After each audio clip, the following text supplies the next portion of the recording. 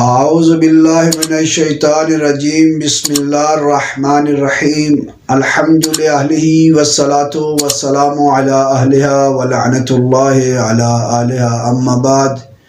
قال اللہ تبارک و تعالی فی کتاب المجید و فرقان الحمید بسم اللہ الرحمن الرحیم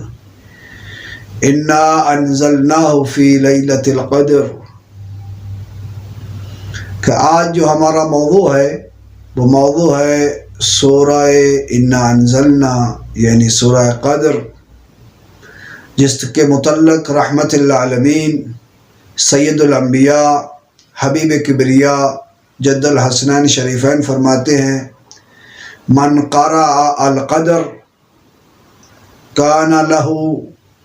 من العجر کمن صام شہر رمضان وَأَحْيَا لَيْلَةَ الْقَدْرِ، کہ انسان جو سورہ قدر کی تلاوت کرتا ہے اس کے لیے جو اجر ثواب ہے وہ اس طرح ہے جس طرح اس نے ماہ رمضان کے روزے رکھے ہیں اور اس نے لیلۃ القدر کو پا لیا ہے۔ پھر رحمت العالمین کے فرزند امام جعفر صادق علیہ السلام نے ایک دوسرے مقام پر فرمایا کہ مولا فرماتے ہیں کہ جو انسان اپنی نمازوں میں فریضہ نمازوں میں ایک دن کی جو 5 نمازیں اس پر فرض کی گئی ہیں ان میں سورہ انا انزلنا کی تلاوت کرتا ہے تو جب نماز سے فارغ ہونے کے بعد سوتا ہے تو وحی آتی ہے، اس کے لیے منادی ندا دیتا ہے اے عبد خدا، اے مطیع اللہ، اے اللہ کی اطاعت کرنے والے، اللہ نے تیرے سابقہ گناہ معاف کر دیے ہیں، آئندہ سے نیا عمل شروع کر، اچھے اعمال کر، تیرے اللہ نے سابقہ گناہ معاف کر دیے ہیں۔ تو امیر المومنین علی بن ابی طالب فرماتے ہیں کہ جب بھی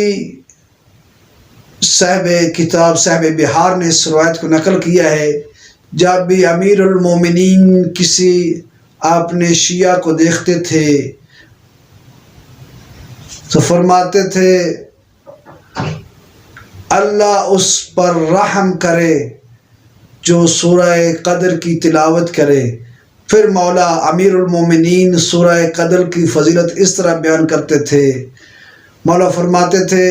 لِكُلِّ شَيْءٍ ثَمرَةٌ، ہر چیز کا ایک نتیجہ ہے، ایک ثمرہ ہے، ثمرۃ القرآن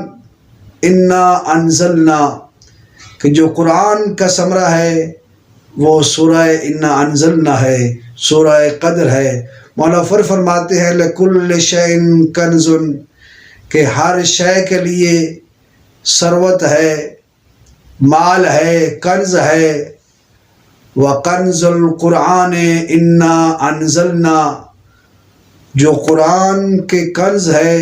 قرآن کا دفینہ ہے، قرآن کی ثروت ہے،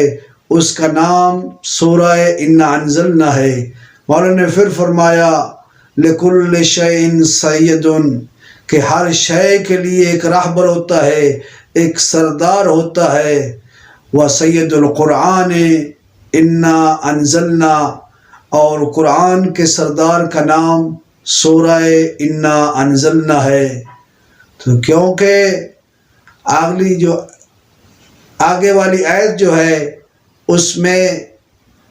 امام